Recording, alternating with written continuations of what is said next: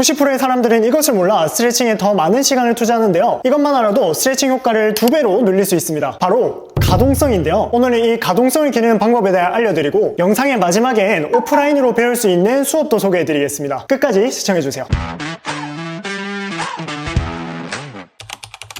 가동성이라는 말 많이 들어보셨을 텐데요. 가동성, 유연성.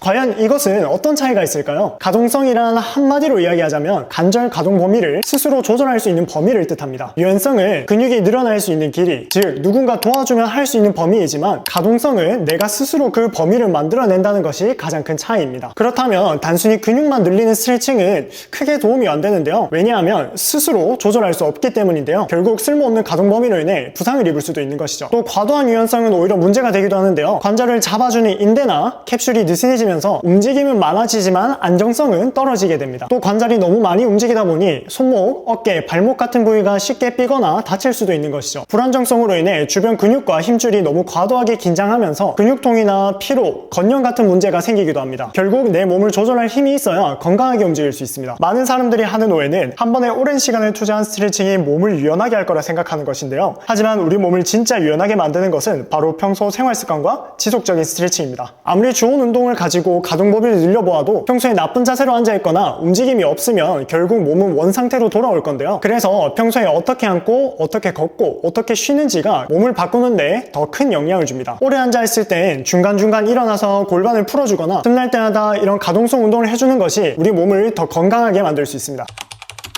가동성이 중요한 이유는 크게 세 가지가 있는데요. 그 첫 번째로 부상 예방입니다. 우리가 길을 걷거나 또는 움직일 때 내 몸을 스스로 움직일 수 있는 범위가 넓어야지 갑작스러운 상황에서도 관절을 다치지 않을 수 있는데요. 예를 들어서 우리가 길을 걷다가 돌부리를 밟아 발목을 접질리려고 할 때 유연성만 좋다면 발목이 휙 돌아가서 발목을 삐게 될 겁니다. 하지만 우리가 이 갑작스러운 순간에도 조절할 수 있는 가동성이 있다면 이 움직임을 통제하려고 할 테니까요. 둘째, 운동 퍼포먼스 향상입니다. 가동성이 좋으면 스쿼트, 데드리프트, 다양한 바벨 운동은 물론이고 실제 스포츠에서도 더 다양한 퍼포먼스를 발휘할 수 있습니다. 예를 들어 주짓수를 들 수 있는데요. 상대를 잡고 꺾는 기술들은 모두 이 가동성이 좋아야지 안전하게 운동할 수 있습니다. 또 다른 예로 테니스가 있는데요. 빠르게 방향 전환을 하기 위해서 어깨, 골반, 발목 등의 다양한 관절에서 가동성은 필수라고 볼 수 있죠. 세 번째로는 일상생활의 질이 달라지는데요. 몸이 굳어 있으면 쪼그려 앉았다 일어나거나 손을 높게 들거나 걷는 동작도 불편해질 수 있어요. 하지만 관절의 가동성이 좋으면 일상생활에서도 훨씬 가볍고 자연스러운 동작을 할 수 있죠. 정리하자면 스트레칭으로 근육을 풀어주되 가동성 운동으로 그 범위를 기억하고 스스로 쓸 수 있는 훈련을 지속해야 하는 것이죠.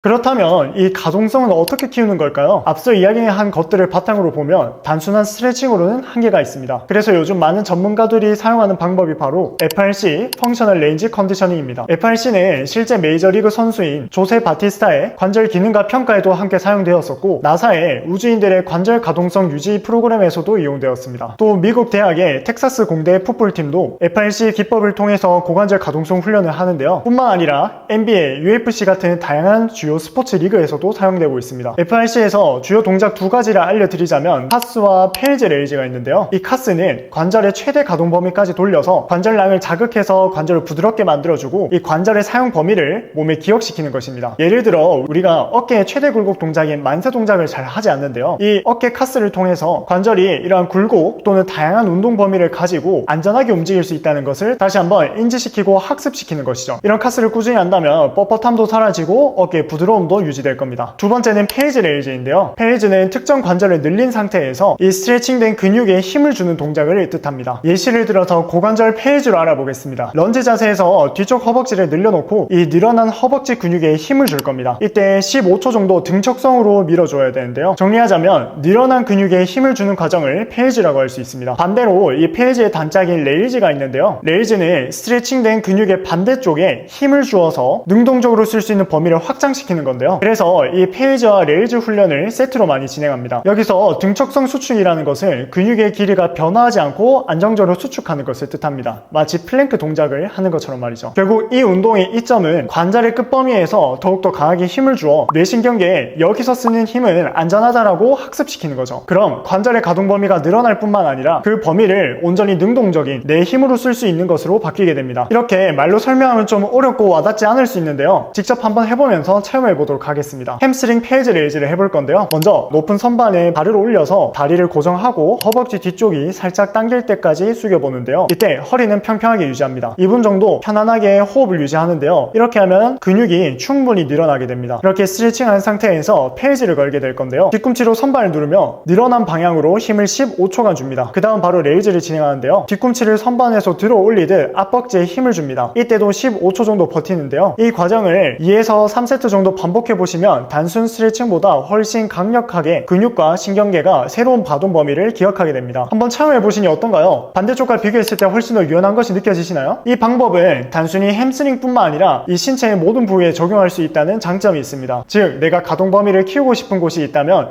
이 페이지 레이즈 훈련법을 적용해서 이 관절의 가동을 키워볼 수 있는 것이죠. 단순히 스트레칭이 아닌 이런 가동성 훈련을 꾸준히 한다면 허리 통증, 골반의 뻣뻣함, 어깨 결림 등 이런 현상들을 빠르게 좋아지는 것을 느껴볼 수 있습니다.